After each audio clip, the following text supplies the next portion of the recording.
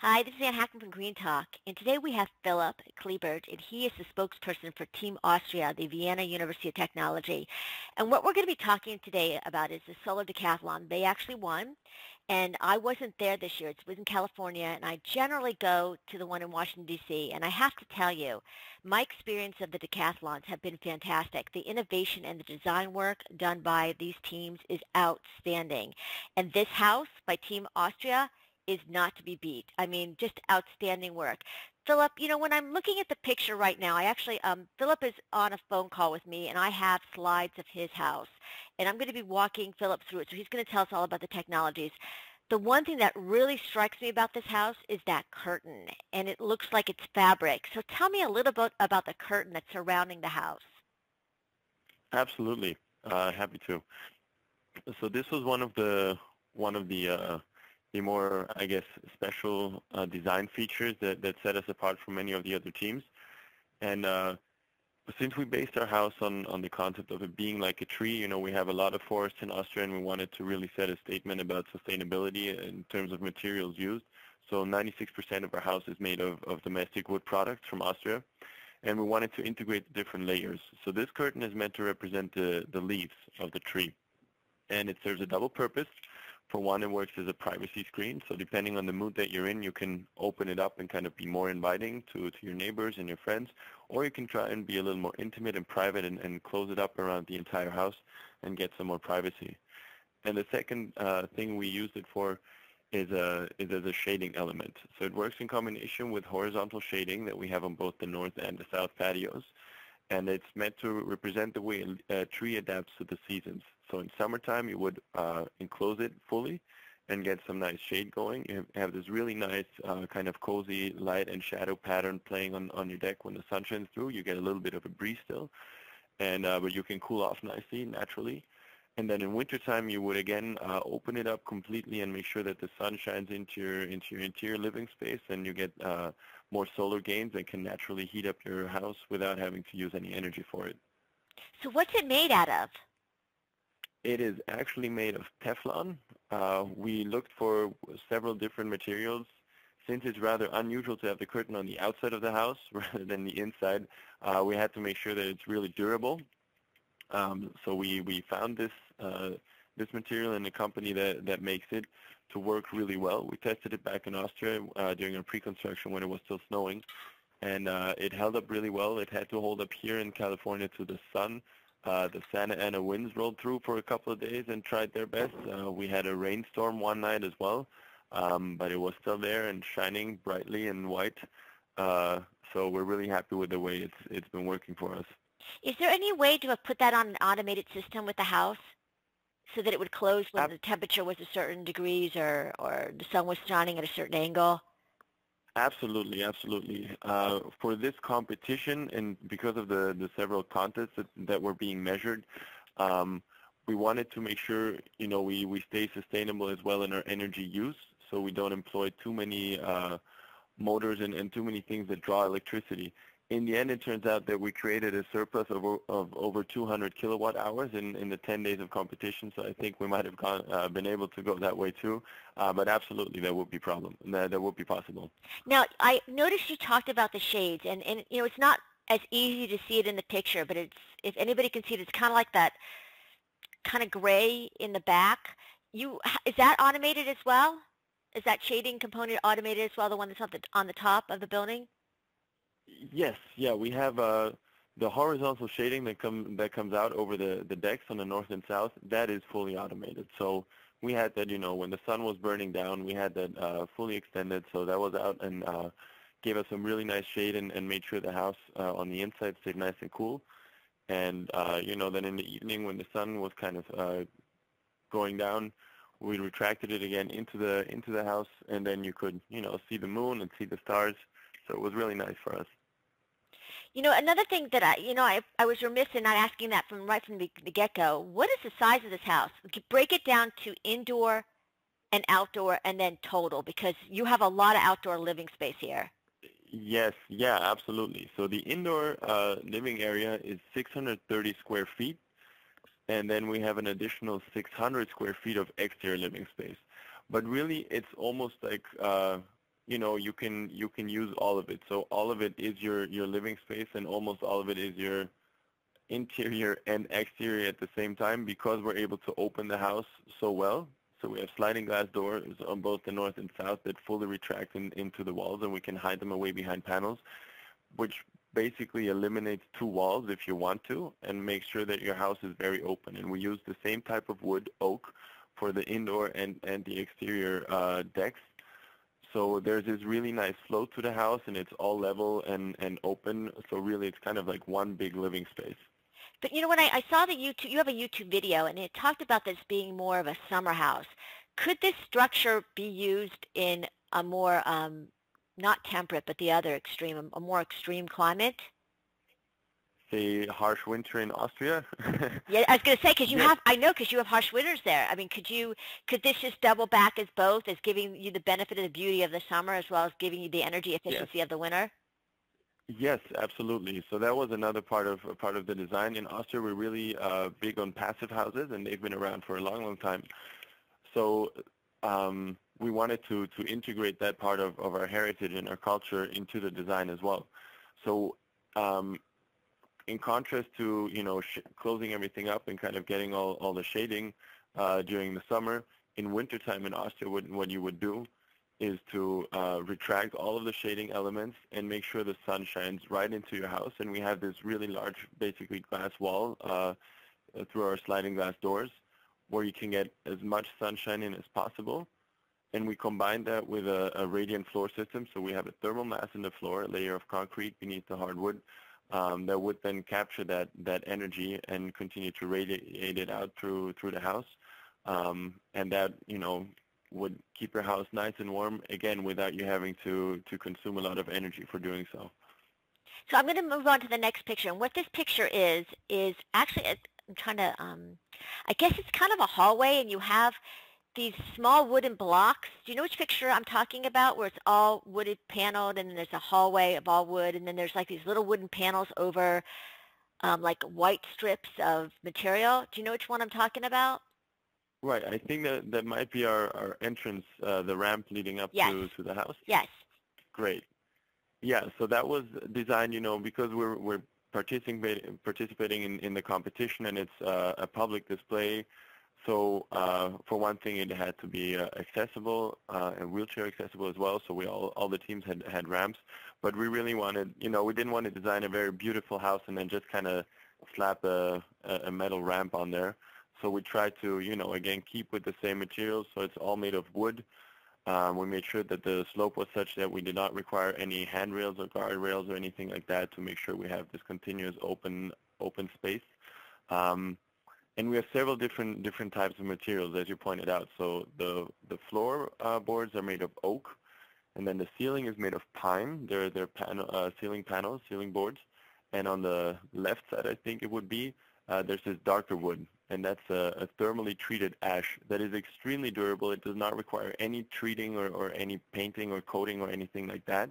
It has a very, very long life expectancy, and it was important to us because we use that on the exterior as well as the interior of the house, and we wanted to make sure that we don't get any break in color, because half of it starts fading away, when the weather picks up. Let's go back to that. Tell me a little bit more about that, that product. What is it made of exactly? It's ash. So the is tree leaves it fly ash? Yes, yeah, and it's boiled at very high temperatures, and that gives it this really nice kind of dark coloring. The exact procedure of how that works, chemically and biologically, I would need to ask our students, our timber construction students from the University of Applied Sciences from Salzburg, because we actually had 4 different universities working together to make sure we cover all of our bases. And they will be able to tell you the exact details on how that works. What I picked up from it was that they boil it at very high temperatures, and then it comes out looking just as beautiful and not requiring any additional treatment. Wait, and it's also very fire resistant. I guess I'm a little confused. I might be using the wrong terminology. Is this wood or is this concrete? No, it's wood. This is wood. You boil ash, and it does that, and makes it, wow, that's amazing. Because I'm looking at all Yeah, I'm looking at all this wood thinking, ooh, that's a nightmare of maintenance. Because you have pine, you have Yeah, ash. but it's I mean, that's actually open to the elements. How do you guys deal with yeah. all that? Well, we had, as I said, the ash is treated, so that is weatherproof and fire resistant, and that doesn't require any additional work. And then the pine on the ceilings, we did coat that. So before we put it up, we put some coating on it. Again, these were all natural materials that we use also for the coating to make sure it keeps its nice shiny colors, its nice brightness, because we did use a lot of kind of light colors and light woods. Now, are any of these I know Austria is a very wooded country. Are any of Right. these, and I know that was something that you all wanted to bring out in your design, your love of the forest. Now, are Absolutely. these products recycled material, or are these, fresh timber? We use different types. So what you see in this picture on the outside, so for the finishes, these are fresh timber. We have a very sustainable timber industry in Austria. As you said, we have half of our country is forested. So that is, for us, it's a very renewable material. But we also did use a lot of recycled materials. So I believe you will probably see it on a later slide. We have some chairs and we have some paneling on the indoors where we did use recycled materials as well. Now, I know this was probably for the show. Why do you have those little pieces of wood hanging up, in Right, front of the right. curtain? Yeah, that's a good question. Yeah, those were here for the public exhibits and the public tours. We wanted to really showcase all the different materials that we used. So between our signs and posters with all the information about the team and the project, uh, we put up these, and that was a great job really done by some of our students who worked in this and who worked on all of our public exhibit materials. We had cubes of all the different woods that we used, just kind of tied up on strings so you can spin them around and they're all labeled and you can see what the different materials are and you can kind of touch them and get a good feel for what they're like. And we got a great response to that. And it was easy for me also, when giving public tours to remember all the different materials because I think there's like 9 different ones.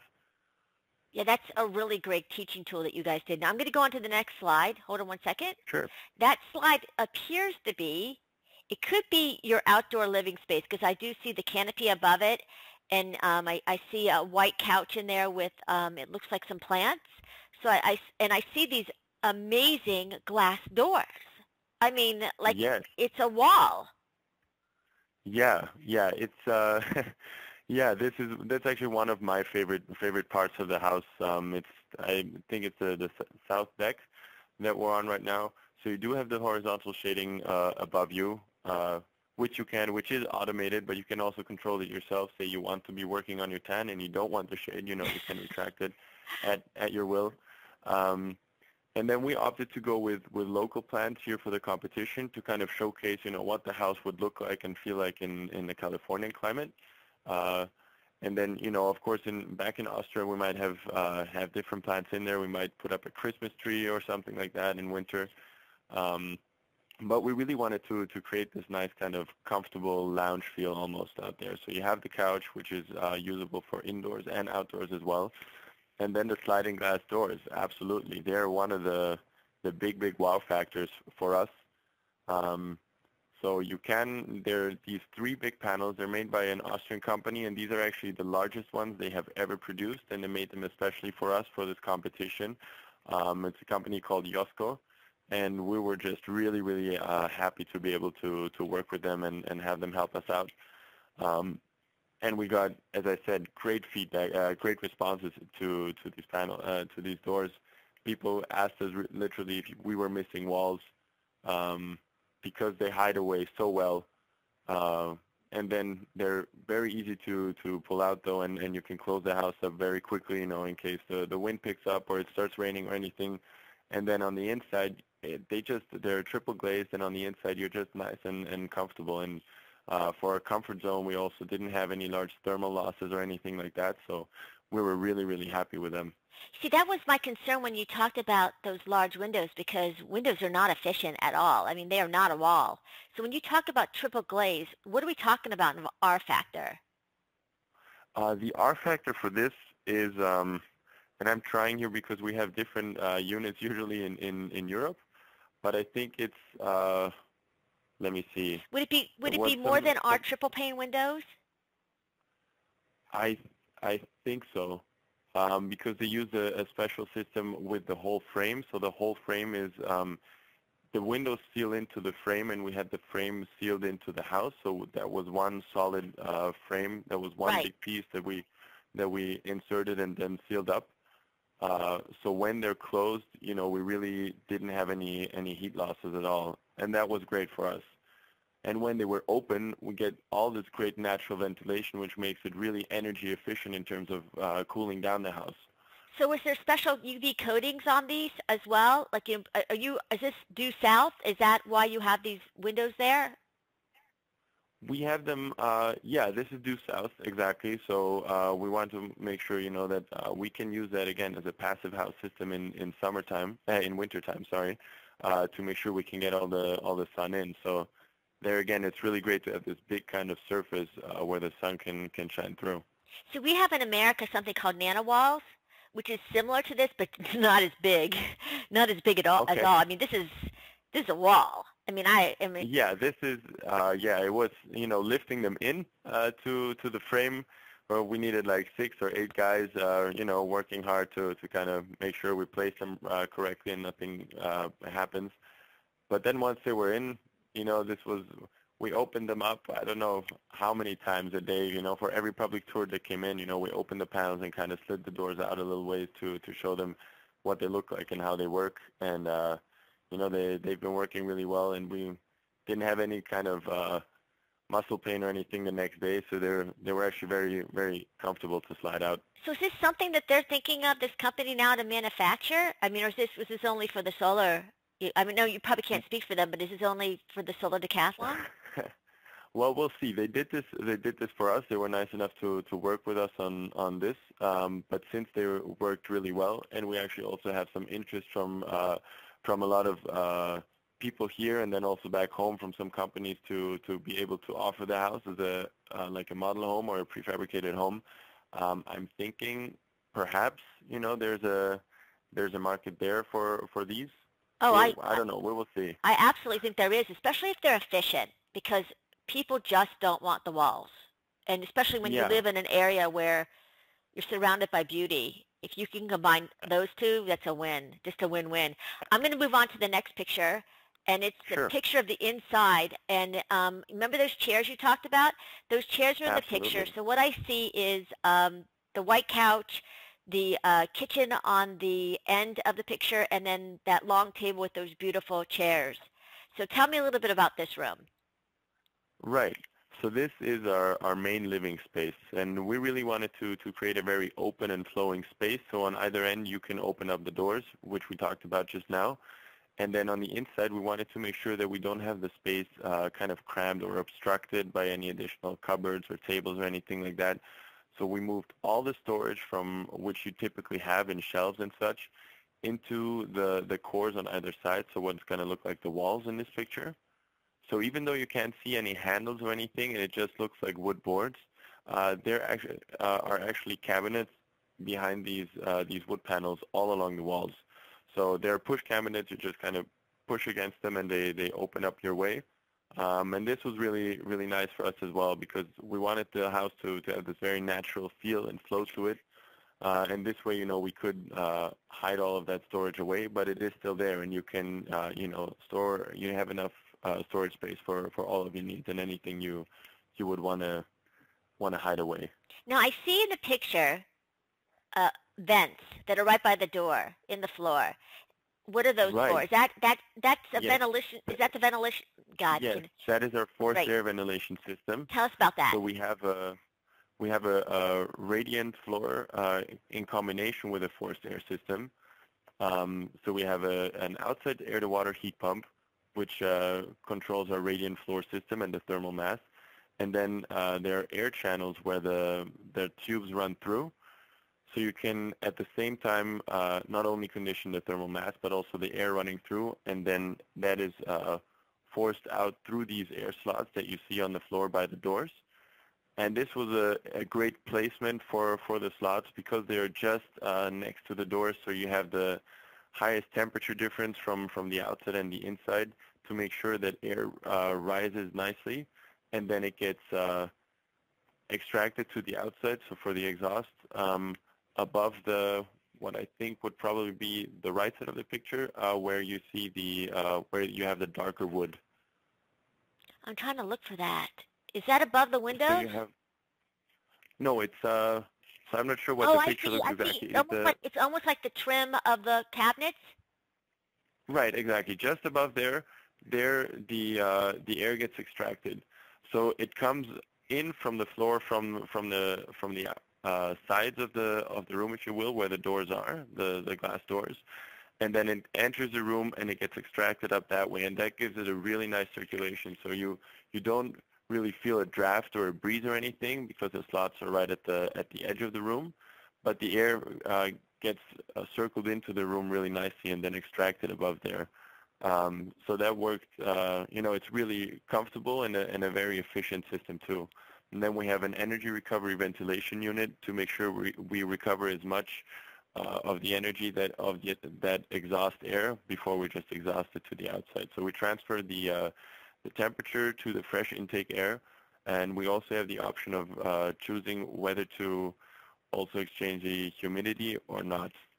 For this competition, we opted not to because we had to stay below 60, so we exhausted all of the humidity. But say in wintertime when it's a little more dry, you could recover that as well. Let me ask you what you talked about. You have a heat pump outside. Is that what you have? Yes, And exactly. in your weather in Austria, it's got to get colder at some point that heat pump isn't going to work. Like I know in America, when it gets past like 20 degrees, it's iffy with a heat pump. What happens in your system? Well, that's where we have the passive system coming into play. So, there we would extract or retract all the shading and the curtains and have the sun really use the sun as a system to passively heat the house. And we also have a second heat pump inside the house in our mechanical room, which we use for the domestic hot water. So we can alternately use that also to send hot water through the radiant floor Yep. in wintertime. Yep, that's smart. Now, here's a question I have. Everybody in the solar decathlon always has a solar hot water, panel besides just, the solar array. You guys opted Right, not to do that. Why? exactly. Well, we did look at the combination of the two. It would have become a little more complex of a system. And since we had to transport everything from Austria over 10,000 miles in shipping containers, which took about 6 weeks, we wanted to eliminate as much risk for, any kind of damages or problems or things that might end up not working as well as we would like them to once we get here. So for that reason, we did some simulations and we looked at the numbers and did some research, and we found that our system that we use now would actually work really well also with just the solar panels. And, we produced such a surplus of energy that, we were able to get all of our hot water supplies easily with the solar panels. That's smart, because I think sometimes people overdo it. They put in too many technologies, and I kind of like what, I really am a very big radiant heat person. People say when your Right, feet are warm, your whole body's warm, and I like the simplicity of exactly. your system. Like you used what is out there instead of trying to get fancy, and Exactly. I really like that. I'm going to go on to the next picture. Oh, before we go, talk about those chairs because those are very cool. Right, absolutely. Yeah, those chairs, they were actually designed completely by students from our team, so from the University of Applied Sciences in Salzburg. And they're made from waste products of sawmills, so it's all recycled materials. And they press them using a natural binder into this really nice shape that they designed themselves. Now, they wouldn't tell me exactly what the process, how it works specifically, because I think they're still, working on it, and I think they might want to get it patented, because we also did get a lot of great feedback on those. The only thing they did tell me, as you can see in the picture, that those chairs are available in chocolate and vanilla. hitting both flavors at once. Another question I have, I'm looking at the kitchen, and because I wasn't there, I only see the sink. Where's the stove? Right. The stove is actually the kind of silver box that you see beneath the long dining room table. So it's Okay. integrated in that, and you have the a little black surface on top there. That's the cooktop. So that's all integrated right into the table. Smart. See, I love the way you guys did the room because if you really think about it, the way we live now is really, kind of a wasteful way. And you just said, okay, this Hmm. is all I really need. I need the kitchen table. I got the kitchen. I got my storage. I got my place to sit. I'm done. And really, that's all you really need if you think about it. Right, absolutely. And it all, we covered everything, we made it to feel very comfortable and relaxed and very open. So we also have a lot of technology in that room, actually. We have our home entertainment system. It's also on the side of the house where you can see the kitchen. And we have all of our appliances in there. So we have a dishwasher, a refrigerator, a freezer, washing machine, and dryer. But we have all of that kind of behind the scenes there. So, when you're not using it, you don't want to be looking at your dryer the whole time while it's running, or anything like that. So that was really important to us. And we have our home entertainment system, with ceiling mounted speakers as well, that are up in the ceiling that you can't see, but they work really well, with all the extra energy we had. Once we had all the public tours out in the evening and it was just a team still kind of hanging out for some competition tasks, we would, turn on some music and turn on the lights and, get some people over and have some fun. Now, is the So is the structure SIPs, insulated panels, or is it steel, wood? What is it? What's the frame made out of? for the house, you Yeah. mean? Yeah, it's all wood, so it's 96% wood materials. We have two steel elements that are L shapes that are also covered though by wood, so you don't see them on the outside that come in under the house, and we needed those for the really long cantilevers that you see on the outside, as well as the higher earthquake loads that we have here in California, as opposed to the ones we have back home in Austria. So, but the reason I'm asking this is because you had mentioned before that I assume this house was designed very similar to your passive houses, and you Right. have a dryer that's exhausting out. How does that work with a passive house? Because now you've kind of broken the thermal barrier. Right. There, we did. We sealed all of the house, all of the cracks and the connections, because we also had all the different modules to fit together. Right. So there's how do you call it in English? There's a vent in there, like kind of So it's vented. a valve. Sorry, like kind of like a valve for the exhaust. Okay, so it's not like what we have in America, which is this door that goes up and opens up and down when the dryer goes off and leaks the whole time. Oh, no. There's a valve to the outside, and we have the dryer right next to the wall. Right. So there's a we actually have there we go. Okay, now I see where you headed. Sorry, it was hard for me because I didn't have the picture in front of me.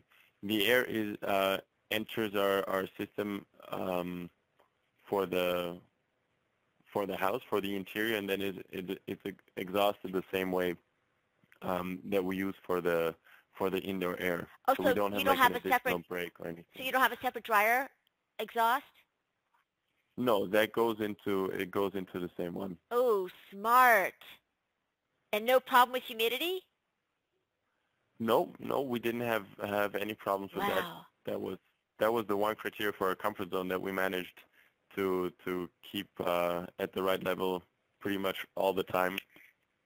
We had some issues with the temperature when we had a jury walkthrough for architecture at 7:30 in the morning, and we wanted to show them how well the doors open, and it was still quite cold outside or a little chilly. So then our temperature dropped a little bit out of the comfort zone. But, it was important to us to be able to show them this feature. You wouldn't usually open the doors at 7:30, but that's the time slot we got. We were the first ones that day. But as far as humidity, we didn't have any problems. Okay, and we're going to go to the next picture, which is, before I forget, those floors, you have a radiant floor underneath those wood floors? Yes, yeah, absolutely. So we have the hardwood, it's oak, and then underneath we have a layer of concrete, and then under that we have the air channels and the tubes. So are those, I can't see very well. I assume you have pretty wide planks because I know if they were narrow, they would have problems with the radiant, right? Yeah, no, they're very very wide ones, so it radiates through really well. Okay, I'm going to go to the next picture, which is the bedroom. Tell me about these walls. Right, that's the other.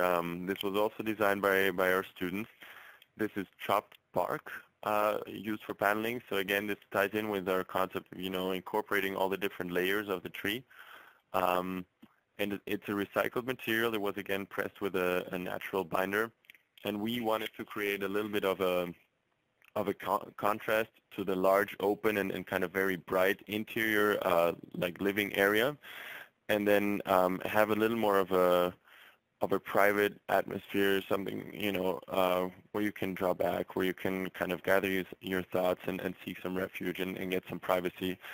So we opted for this paneling to make it a little more cozy. It's also it has very good sound insulation. So, if you close the door, you can really be in there and get some quiet, even when you have guests or other people, hanging out in the main living area. And, really, I thought that was cork when I looked at it at first. Right. A lot of people, we got that because that would be because chopped bark really isn't out there as a material. But this is actually, it's chopped pieces of bark that are typically, not really used for anything. And we wanted to incorporate them, and our students did a great job with those. And yeah, we're really happy with the way, they look, and they have a little more of a cozy feel in there. Okay, well, I'm going to go to the next picture, which is actually one of my favorites, is the bathroom. Yes, the Very bathroom. pretty. Thank you. Tell me about this bathroom. Absolutely. So this bathroom is a wet room. We have the same paneling again. And on the floor, we have the thermally treated ash one more time, which holds up to, you taking a shower every day. It's no issue at all. And we actually used a very innovative shower. It's from a Swiss company, and it's a very simple but very smart system. And what they did is that they integrated a heat exchanger into the shower tray, which is just below the floorboards in the picture. So the warm runoff water that you would get from your shower, which still holds a lot of energy and is typically just kind of wasted, that enters the heat exchanger and then transfers its heat and energy to the fresh cold water coming into the shower. So it preheats that and reduces your energy consumption for a certain temperature by a lot. We did some simulations on that also. We wanted to get our own numbers to make sure we give the right information, and then the energy savings for a hot shower are actually almost at 30% using the system. So we're really happy to be able to integrate that into our design. They've actually, when I was building my house 8 years ago, they had that same type of system, which is called a GFX system, which is they use also a lot in commercial buildings as well, especially in apartments, because it does save a lot of energy. So it's Right. I'm glad you guys used it because I think that it caught on in commercial, but not so much with residential, and to me it's a no-brainer to use a system like that. Exactly. And I mean, in commercial, like in hotels and things, you would probably get a lot more showers there in the course of a year, so it adds up a lot more. But even for your own home, saved energy is saved energy, and it's such a simple system. It doesn't cost that much, and you shower several times during a year, I would hope. So by the end of that, you do have some savings there as well. So what kind of savings again did you see with that system? It's 30% savings for each shower. So how what would would the payback do you think would be on that? Did you guys calculate those things as well? Yes, yeah, we did. I don't have the numbers in my head right now, but I think, and it also varies from place to place. So it depends. In California, you have different prices for kilowatt hours than you would in Austria, and it depends on how much you shower. But I think the savings are. Let me see what it was here. I think they're like $170 or $180 a year even. Wow, that's pretty good. And that was not showering, not having 5 people shower twice a day, but that was having 2 people shower once a day or 6 times a week. So that was kind of a little more of a conservative conservative calculation even. Now, the last picture that I'm showing right now is the outdoor space, which is breathtaking. And I love the wall with the pockets. It's beautiful.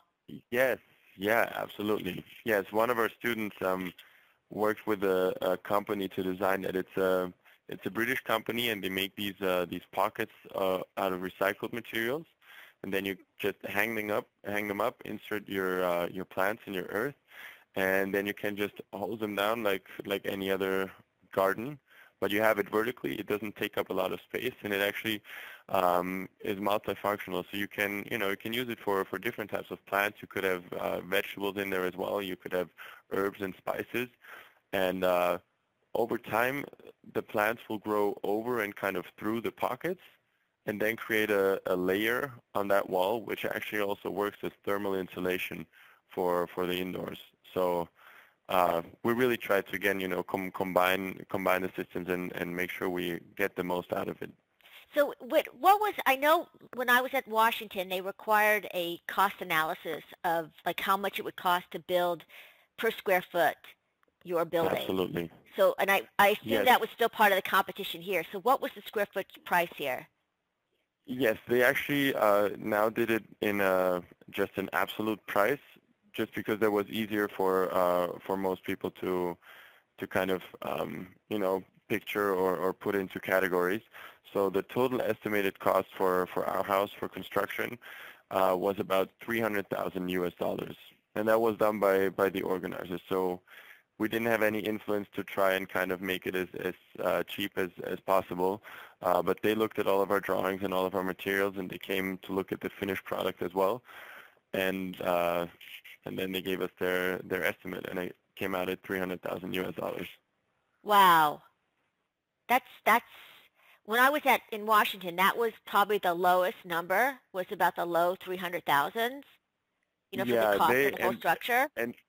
And they made this a new criteria since the last competition, because I think there was a German team last time around who got a lot of funding, and to make sure that they do really well in energy balance, they kind of covered their whole house in solar panels and PV, which generated an enormous amount of energy, obviously, but it was not really feasible. I think the house would have cost like $1 or $2 million. So nobody would really be able to afford that. So for this competition, they did make affordability a criteria for the contest, and you got full points for $250,000 or less, and then a sliding scale after that. And I assume all the materials inside the building were all low VOC? Yes, yeah, absolutely. So we have as I said, the ash, we don't have that painted or anything like that, and it's all really just natural wood products from back home. So tell me, where's this house going? It is going back to Austria. We did get a lot of offers here actually on it, or people who were really seriously interested in being able to buy one of these, to buy either this one or this type of house and set it up here somewhere on a beach or so, which we would have been very happy to have someone take it off our hands and not having to disassemble it right now. But our faculty advisor said, like, no, this needs to go back to us. So we need to, be able to showcase it also to our home country and people back home, which were not able to make it out here. And we're really happy about that too. So, So tell me, the last question. What's now going to happen with all these teams? Are they going to keep making this house better, more structurally more efficient? What happens to the teams? Do they just go on and graduate and then a new team comes in? What do you see happening with the future of this house? It varies from team to team. So for us, we will have it displayed at the largest public display of model homes in Europe, which is just outside of Vienna. And then we're working with one of our sponsors who is also interested in being able to offer the house as a model home or a prefab home.